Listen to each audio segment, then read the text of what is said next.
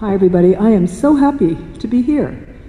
And it's beautiful to be doing a talk on sound and song with music. So I hope that I will, when I do a talk, there's something about something I learn. Hopefully you will as well, but for me itself, there's usually an intensification of the insights as a result of being able to communicate them with everyone. So I'm looking forward to that as well. So greetings and good morning and welcome to my lay address for St. Mark's. I offered it at the 8 a.m., doing it here. Some of you may know me from the choir. Up there, down here, I'm Ava L, because there's 3 sopranos, Ava J, Ava D, Ava L. And otherwise, we are impossible. I mean, there's appearance, there's difference in sound, but otherwise, Charlie needs to have some form of continuity to call us out.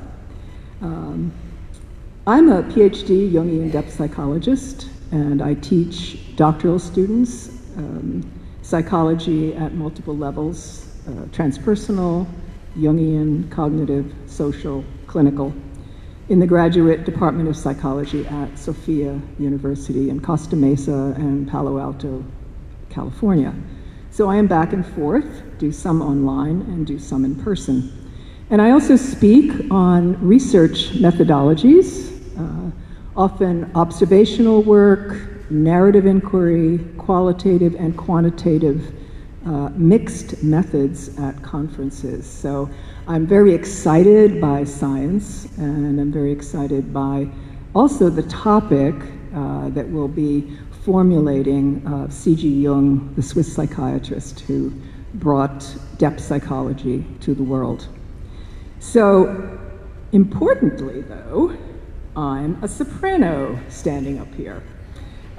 So I'm going to speak today about a reversal, just starting us off here, because I realized that there was a kind of a humorous adage that is going on here, and you've heard it, preaching to the choir. So you're preaching to the choir. Oh, I'm preaching to the choir, you know. It's an adage, kind of humorous, and it's usually an authoritative speaker is talking, and is 100% or 1,000% positive that everyone there agrees with him or her. So preaching to the choir suggests that someone with a distinct hierarchical message is presenting that message to a group already fully aligned, already convinced, nodding and smiling before even the first sentence is complete. The choir, in this case, is a symbol of agreement, a captive, artistic audience of the faithful, ready to affirm the philosophy, the sermon, a political speech, or the prevailing ethos. With their subtle and soaring voices, then the choir is expected to inspire and support additional emulation of the message of the hegemony. But today, these roles are reversed. The choir is preaching to you. The choir member is speaking and dialoguing with you, the congregation, not the other way around. So what does this represent? What does it suggest? Well, first of all, it's a reversal. It's a reversal that in gospel and religious and in spiritual, psychological, and neuroscientific terms, these are the upending of conventional wisdom, social norms, and spiritual hierarchy. And in fact, such reversals in Christian and Anglican theology caused me to return after several decades of absence from the church on other spiritual adventures. So I might say that 2 factors actually brought me back to the Episcopalian Anglican Church. And sometimes it's the high church. I attend a cathedral-like space at times in New York City. I am a New Yorker. St. Mary's the Virgin, also known as Smoky Mary, in Times Square. Huge, beautiful. Started in 1890, beautiful blue sky of the vast cathedral and an organ that is 5 levels, Aeolian Skinner, and beautiful, comparable to ours, actually. And there, Dr. David Hurd is the organist. I know him personally, over coffee, and once asked if I could sing in his choir, and he said, no, it's a professional choir. So I said, okay, but I love it. Later, we're going to do a fraction anthem from Dr. David Hurd, S-154, if there's time. And then St. John's the Divine, another cathedral on the Upper West Side on 114th Street and Amsterdam. And these are vast, vast spaces. And I'm going to speak a little bit later about sonic immersion with organ, as well as singing, hymnody, and sound. So one of the reasons that I returned to church, to the Episcopalian Church, was music. I think of all the churches that I have visited and have been in, it has the most exciting, impactful, influential connection to the kind of music that I particularly adore. That may be Renaissance or medieval or 18th, 19th century, but also the choirs, the excitement about music, and often excellent organists and excellent organs. So, but the second thing that brought me back was Jung, C.G. Jung. And how is that?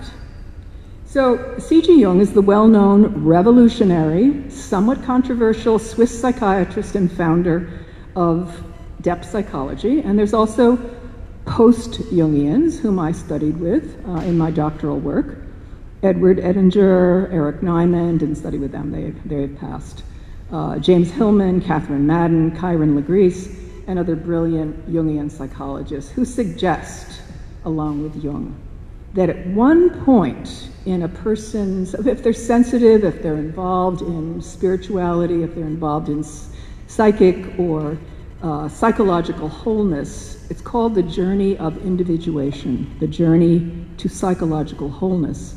There is an unmistakable pull to be open to return to the religion of one's origins or to a religion practiced, learned, and experienced during newer seminal moments in life. So the reason for this is not just another tool or psychological feel-good, but it is also greater meaning, that somehow individuation, that journey, that spiritual journey, requires re-seeing that one's religion or one's spirituality can become a cornerstone of our developing and reforming, expanding psyche. So I'm going to talk a little bit about hymns, chants, organ preludes and postludes, anthems, choral offerings, and sacred concerts, but not as background enhancements. They are worship in this hypothesis that I'm presenting to you.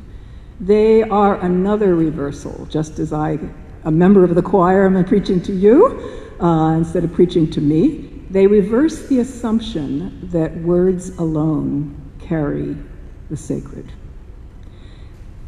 I was so excited when I was listening and singing, of course, with the hymns, words like refrain, the song goes on, unceasing choirs, angel choirs. Oh, I'd love to hear archangel choirs, wouldn't you all? Or maybe we do right here. Celestial hymn, and this one is morn to set of sun, the song goes on. That means the song never stops. This means that worship is song. It's amazing. It's right there in our hymns. The opening of the Gospel of John begins, in the beginning was the Word, and the Word was God, and the Word was God, John 1. So this word, W-O-R-D, is logos in Greek, and it carries a much broader meaning than just text. Logos suggests divine reason, creative utterance, and the organizing principle behind all things. Jeremy Begbie, a theologian and musician, and another theologian, David Bentley Hart, suggests that there is a musical theology that is actually part of the interpretation and the involvement with worship. That Begbie writes that logos, while often interpreted through just visual or textual metaphors, should also be understood as resonant and sonic, a divine expression that includes sound and music as essential modes of revelation. More than singing, more than sound, more than excerpts with the organ, sound that never ceases. Okay, I'm just going to give a couple things. I've been working with Jungian psychology for 15 years, and I've read all the collected works, thousands of pages, so I can't put it all together in a minute. But let's say that Jung brought to us the fact that, of course, there is consciousness, and that consciousness is often what we're taught, what we see, what we believe, and the five senses. That's the ego consciousness. And our aspect, our goal in individuation, or the journey of wholeness, is actually to expand the vision of that ego self-alignment. His great contribution, though, was to put forth the empirical knowledge, not just the philosophical or religious idea, that human experience lies also outside of consciousness as an ego, but to the deep unconscious, or the transpersonal. So here, God is not a doctrine or distant force, but a living presence, at once transcendent and immanent, beyond all images and yet intimate. And there are two forms of that type of description of God. One is called cataphatic, K-A-T-A-P-H-A-T-I-C, which means that God is described in forms that we can understand: great, merciful, forgiving, praiseworthy, mountaintops. And then there is the other side, which is more of the mystics and some of the saints and Jungian side. It's called apophatic, which is that God cannot be described, that there is a kind of emptiness that is filled, that silence contains the sound, and that the dark is as important as the light. Not the dark negative misery, but the dark as mystery. Okay, so I won't go into any more of Jung at this minute, but I will actually say that there's 4 functions of consciousness, and see which one you are finding yourself listening to this address on. So there's thinking, feeling, sensing, and intuiting. And when you're listening right now, are you having a somatic experience? In other words, is your body reacting to it? Or is it a totally intellectual and thinking experience? What about feeling? Could it be feeling? Or intuiting? Intuiting means that you are open to insights that come in from the outside. So we can also experience music and song and sound through these 4 functions as well. And all of us actually have all of those.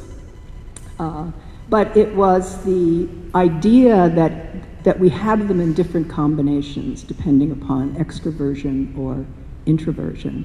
So right now, myself, I am more of a feeling, an extroverted feeling type of person, and I'm having a very much of a both intellectual and a feeling quality, but I'm also feeling myself kind of revving up, so there's a sensing as well.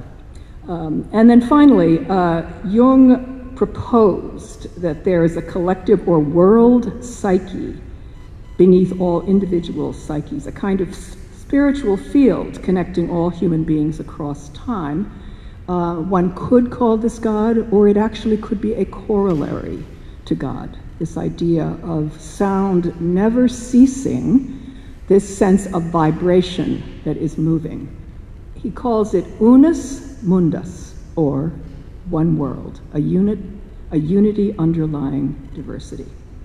I'm going to say a word. 600 years ago, Martin Luther. Okay, this is key. A little known knowledge about Martin Luther, whose efforts solidify the Reformation in which our Anglican and Episcopal tradition sits, was his new enthusiasm for music in the church. He actually transformed Christian musical life. He insisted that religious music be next to theology and affirming it as a genuine gift from God. So he said that singers can lead others into a heavenly dance. He thought it should be accessible to everyone.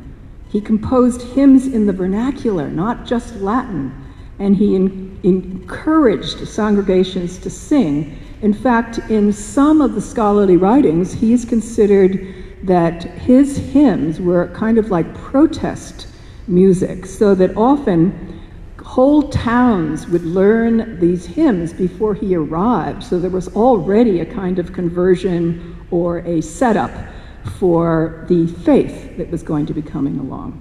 And his own hymns, like Ein Festberg, "A mighty fortress is our God," were catchy, easy to learn, and they function just like protest songs. And some call this a musical revolution. Okay, I'm going to get into neuroscience now. And a couple days ago, I was at one of the hospitals in the local area with two medical people, and we were discussing patients and potential follow-up, and there was kind of a break. And as we talked very informally, the RN, it was a surgeon and an RN. The RN showed some photos. Her 4-year-old daughter had done a violin recital at St. Mark's 1 month previous. And I said, "I know this church. I sing at St. Mark's under the direction of Dr. Charlie Humard." They said, "You do?" I said, "Yeah, I do." And they said, "Oh, he was great. He accompanied my daughter on Twinkle, Twinkle, Little Star." I said, "Yes, and he can do a lot more too." But he apparently was fabulous on that one. It wasn't the Mozart version either. Okay. And then they said, "And do you go every week?" I said, "Yeah, I do, actually." And they looked even more surprised. And then I mentioned my upcoming lay address at St. Mark's on sound and song. And then the surgeon and the RN leaned in, and they said, "Well, why that title and what's it about?" And I explained that sound, song, and sacred music are not just decorations, enhancements, tools, intensifiers of the service, like honored and beautiful stained glass or the shape of a sanctuary. They are actually worship. And the medical professionals' focus increased. This amazed me. I couldn't believe. And then they said, "Well, what do you mean?" And so I said, "Well, there's a neuroscience here."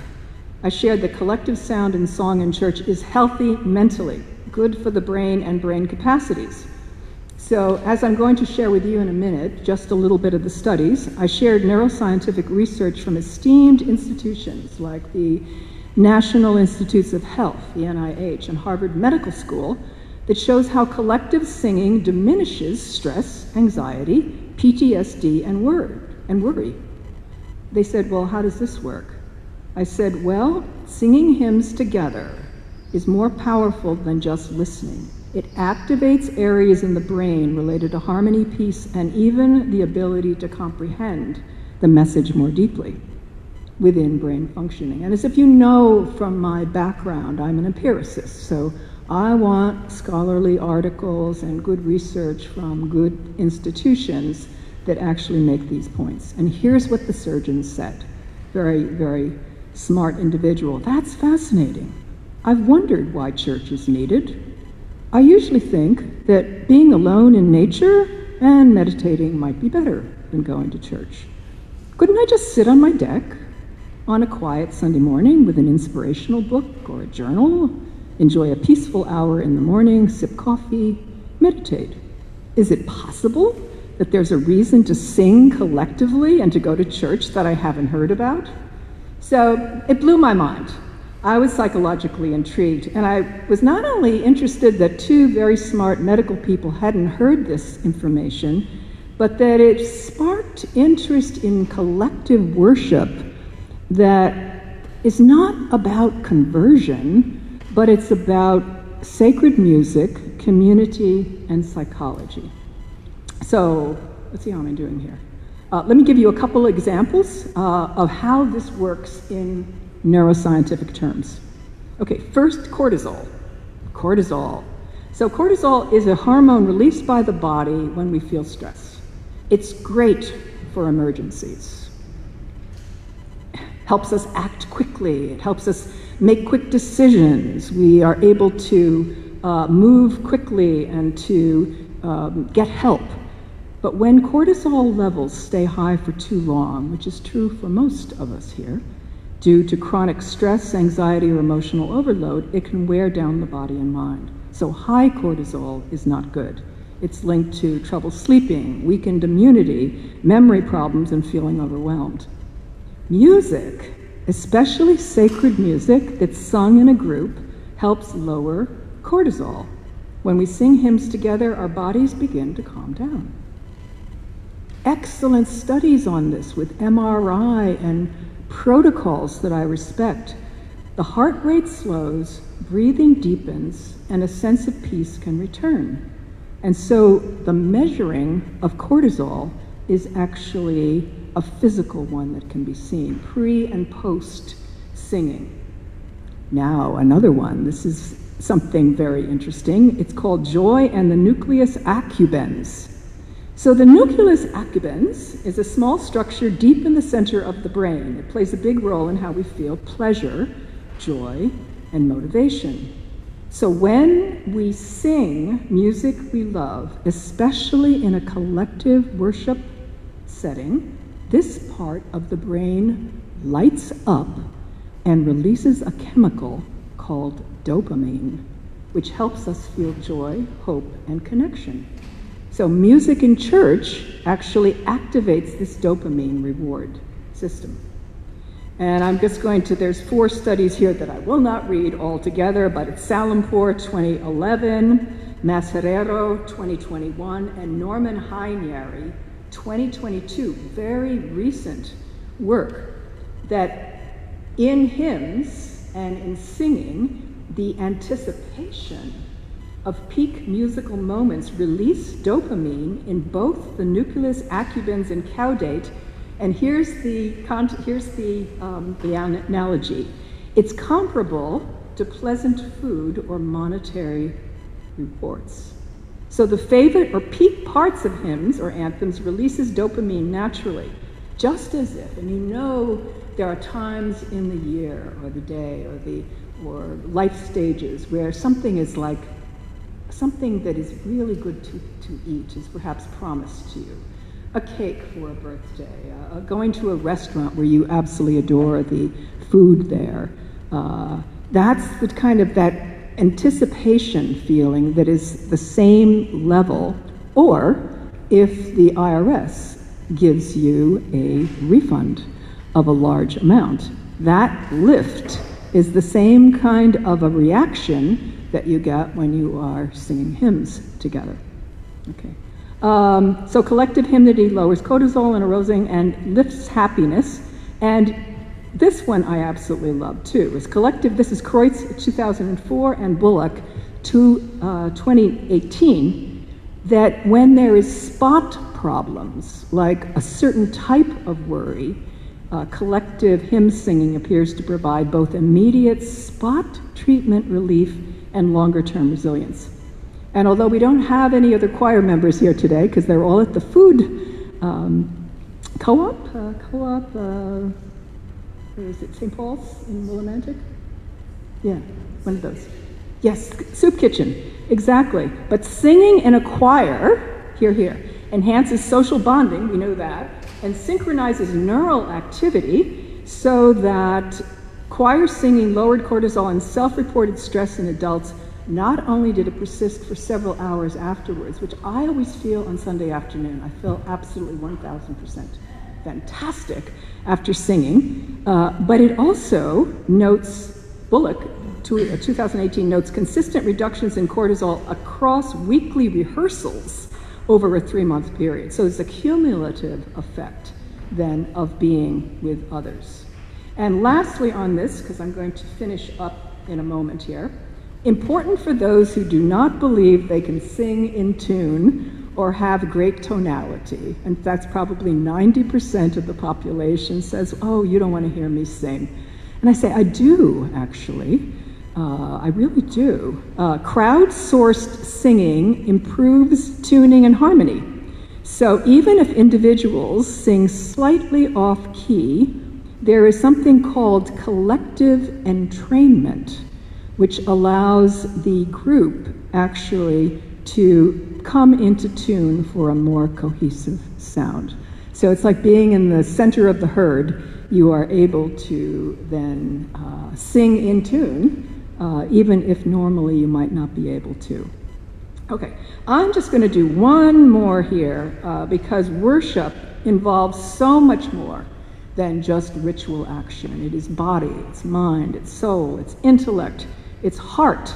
And there's also, in a Jungian perspective, it raises archetypal structures that are part of symbolic, mythic, metaphoric elements that have come down to us for decades, multiple decades, centuries. So worship with music becomes a transformative state in which attention, meaning, and psychic elements converge with the sacred. So, what about the organ? I once was an organist. I am no longer. I mean, I can play it probably, but I don't.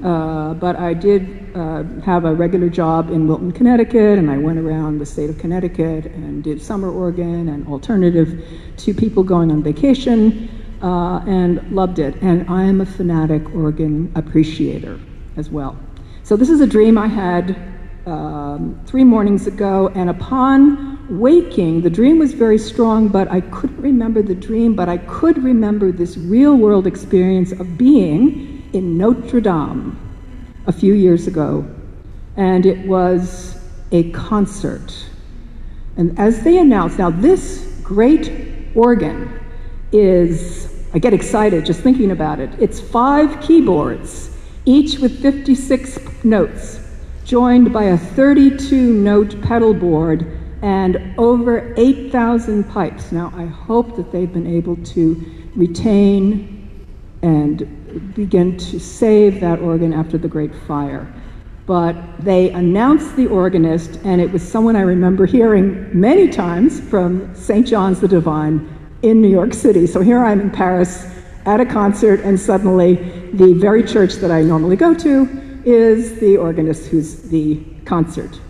And so thus sounds the opening chords of Bach's Toccata and Fugue in D minor.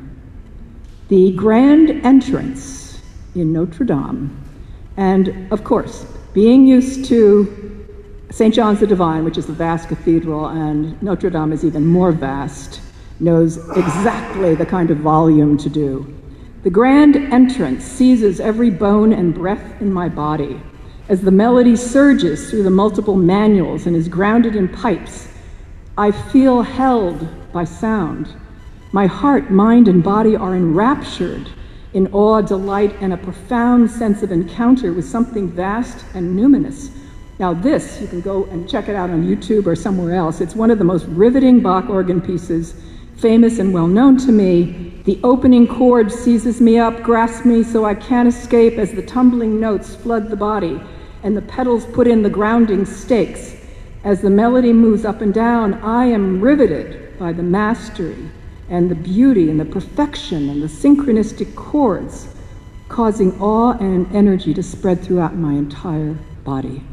And then when I think I cannot take one more second of this wondrous awe, the intricacy of the fugue and its perfection of form, like a magnificent quantitative analysis or beautifully worked out quantum physics mathematical equation that is perfection itself in its correlative and regressive abilities.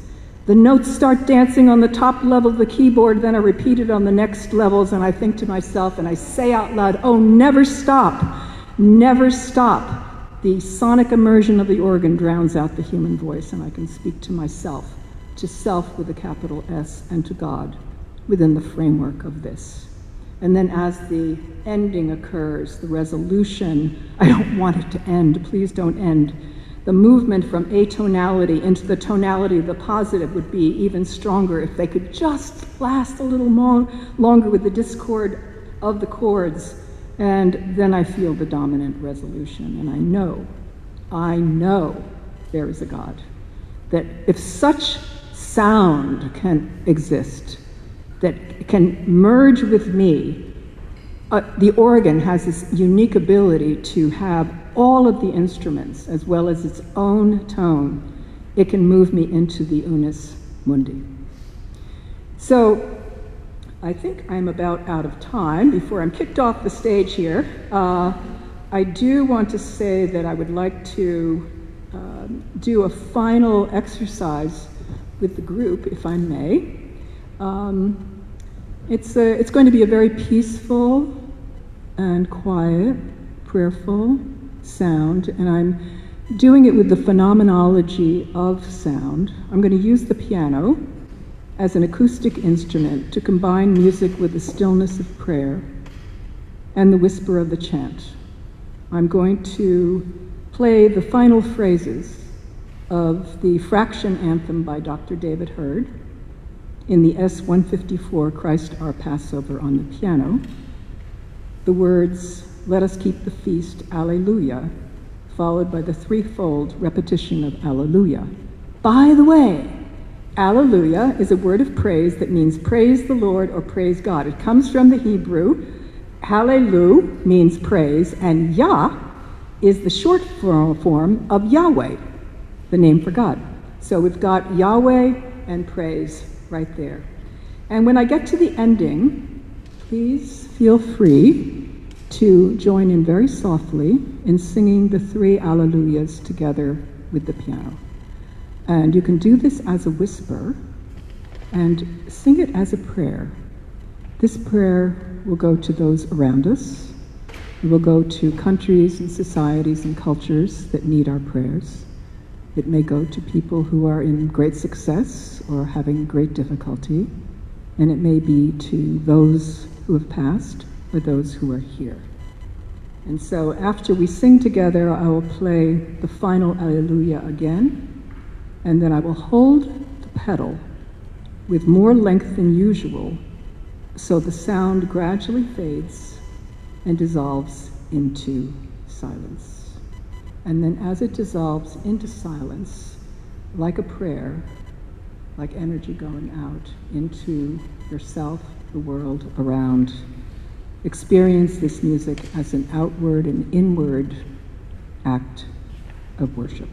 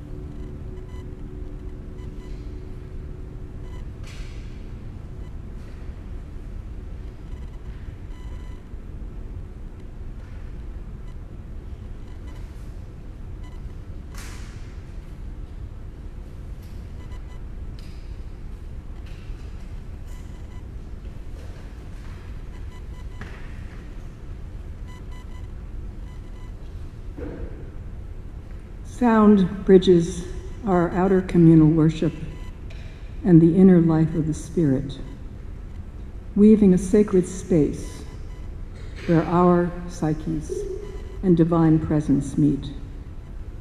As the music dissolves, so too does the boundary between self and spirit, inviting us into that sacred silence where heaven and earth embrace.